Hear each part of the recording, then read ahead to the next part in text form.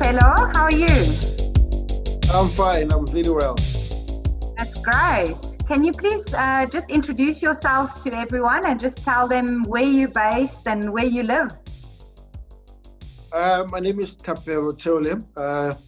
I'm based in Gaborone in Botswana.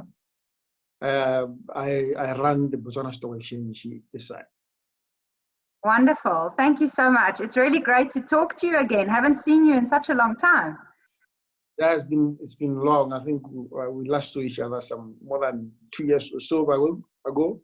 Yeah. So I wanted to ask you, just during this lockdown, I mean, how are you dealing with it? What are the rules specifically in Botswana? How is your business affected and how are you affected from a personal capacity? So if you can just tell us a bit more about the lockdown and how it works in Botswana. Yeah, I think the lockdown here, we are on total lockdown. The only people are allowed to go out are essential services. That include your medics, of course, the stock exchange is also an essential service, but we have decided to close physical offices and then work from home. That's what is actually happening, and it's been happening for some time. It's happening quite well, and although the market activity is a little bit down, but I think in general the lockout in Botswana is good because in Botswana, citizens generally, they're generally law-abiding citizens. Okay. When they are told to stay at home, they stay at home, really. People are allowed to go to shops only with a permit. So you are not allowed to leave your house for anything without a permit. So what does that permit look like when you go to the shop? Where do you get that permit? You fill online, and then you get an approval online. But they can also reject your request. Oh wow! People who don't have online services, especially in the far rural areas, they go to village chiefs, or they go to the local clinic, and then they get permit. But it's not a lot of people who normally are given permits. Even me personally, my permit was declined because I wanted to go and check my cattle in my village, which is about 40 kilometers away. So they declined, and there was nothing I can do. I just have to just stay. Oh wow! So who's looking after your cattle if you can't? Have you got people there looking after them?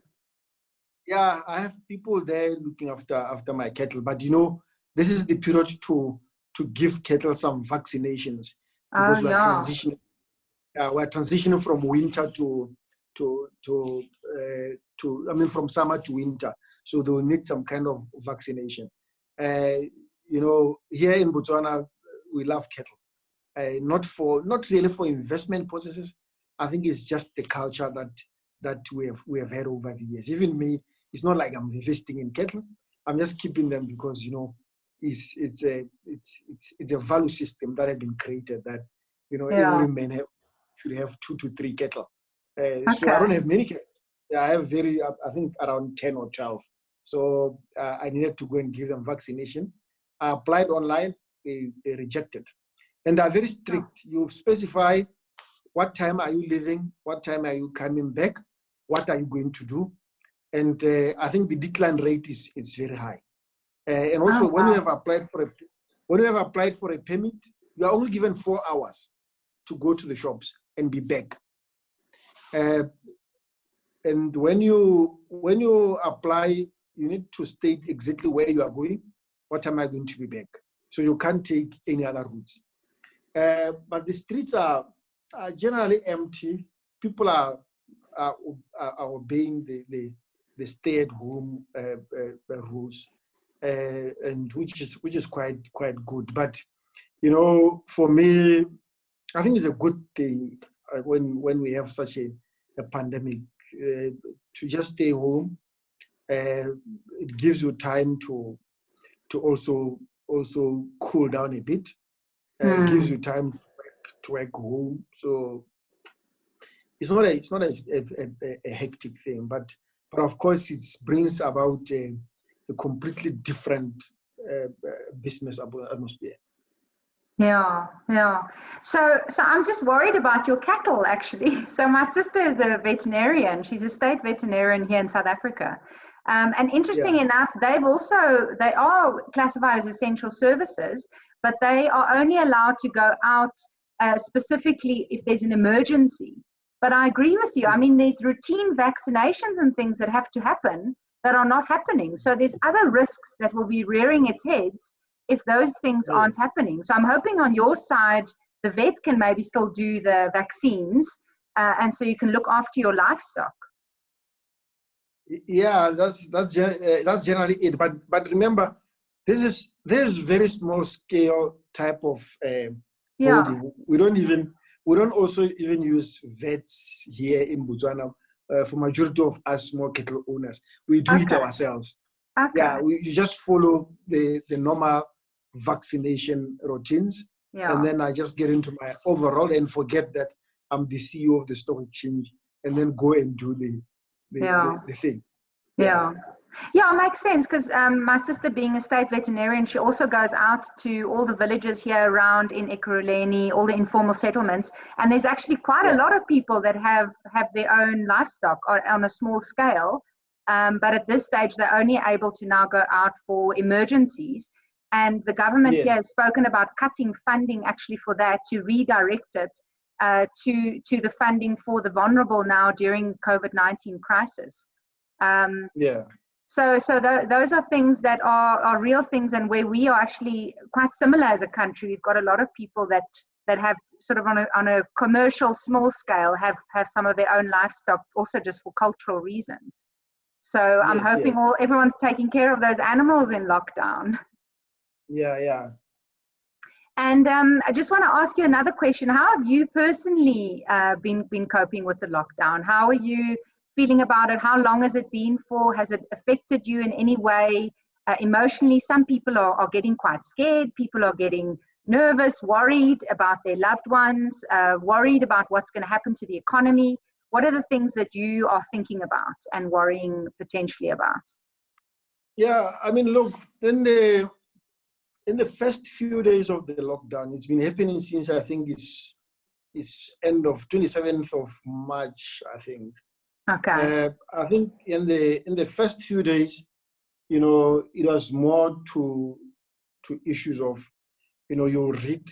It gave me time to read. It gave me time to rest. But I think over some time now, even now, the biggest worries are of course health issues going forward. Yeah. Brought about by the virus.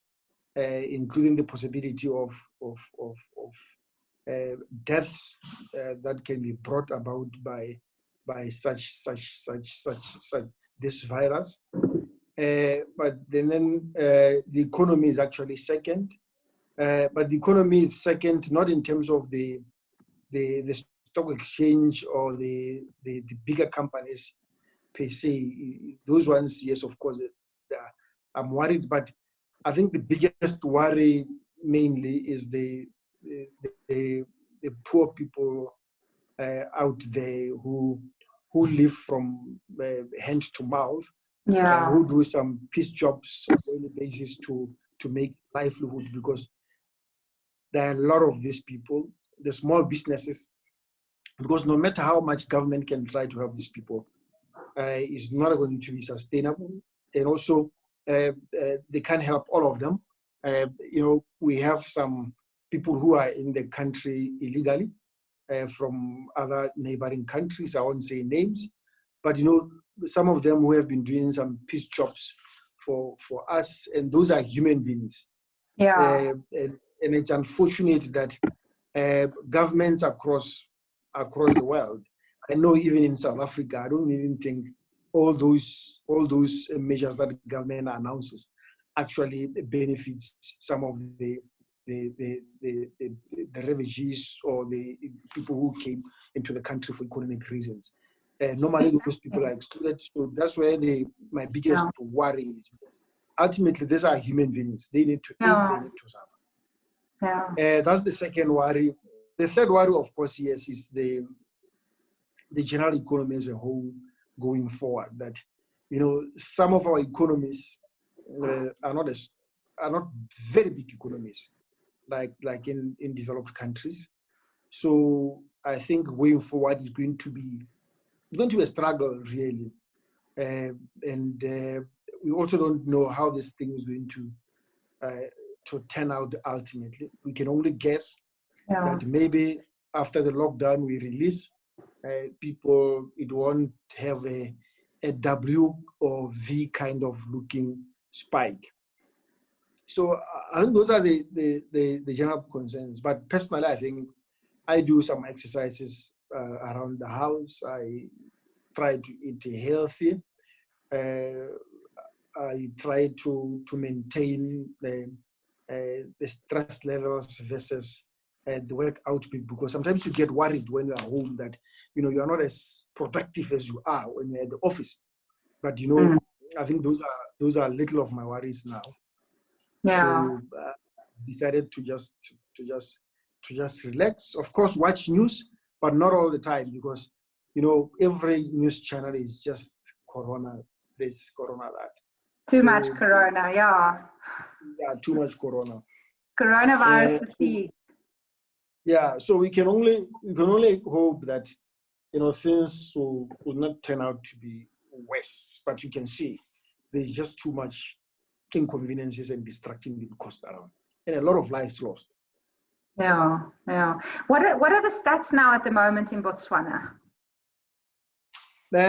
We have only one person who unfortunately passed away. She was an old lady. But right now the cases are 23. Okay. Out of the 23, I think we have had 5 recoveries right now. Okay. And possibly, I think the rest of the people remaining are doing generally fine. That's very good. Yeah, fortunately, I think it didn't get to the older members of the population. Yeah, and your strict measures will protect them. So, and your population size, it's around 2 million or so, I think. Yeah, that is the other advantage that we have in Botswana. I mean, naturally we are in social distancing, because there are not many people here. I mean, even at the bus ranks, at the bus stations, at the trains, and maybe even at the airport. I mean, we are very few. We are naturally in social distancing generally. So I think the size of the population is actually very small. And also, if you look at the infection, I mean, there's only people who brought in the disease. I would say brought in, if that is the right word to use, in the country were from outside. Yeah. And I think one person who actually caused a lot of the destruction was a person who came from the UK. I think he infected half of the 23 people. Shame. Yeah, I mean, our cases, most of the people that came in are people that came from Italy that ended up infecting people locally. So that was a similar case. So yeah, that's so unfortunate. So how do you, I mean, you've mentioned something that I think is so important, is just thinking of those people that work in the informal settlement and, informal sector, that aren't necessarily part of the formal economy, that might not actually be local citizens. So how do you keep your spirits uplifted by thinking of things that are so concerning? And what are your sort of ideas around how one can deal with those issues? Yeah, I think at personal level, something which will ease your mind is do your part. I mean, do your part in terms of helping. I contributed to the government fund, 10,000 pula. I also managed to get a few individuals to help some of the people who might be needing food. I think these are the things that will bring some level of personal satisfaction, that at least you help somehow, even if you don't donate to government, because government are not efficient. I think at least maybe buy foodstuffs for 1 or 2 people. Encourage your friends to buy foodstuffs to people who are in need. Some of my employees, like the person who works at my house to come and clean, I'll pay them, although they never came this month. Yeah. So what will keep you uplifted in terms of the spirit is, do the little that you can in your own sphere to help. I love that. That's a beautiful message. Thanks so much for your time and for the insights from your side, and all the best with your cattle. I'm sure they'll be doing well after this lockdown period, and all your exercise that you're doing indoors. Yeah. Thank you very much. Thanks for the call. Cool. Thank you. Bye.